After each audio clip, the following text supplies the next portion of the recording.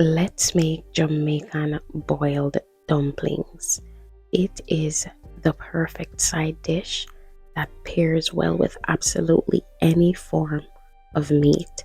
Have it with your jerk chicken, curry chicken, goat, or even oxtail. It is made with three ingredients you most likely already have in your pantry: flour, cornmeal, and water. To a bowl, add in your flour, cornmeal, water, and knead your dough until it forms a nice, smooth ball. You're going to cover it and let it rest for at least 5 minutes. While it's resting, to a pot, just add your water and some oil so that the dumplings do not stick together. To form your dumplings, you're going to pinch or cut off small pieces of dough, and then you're going to make it into a round ball and then flatten it to form a disc shape. After you've formed all your dumplings, drop in the dumplings in the water one by one.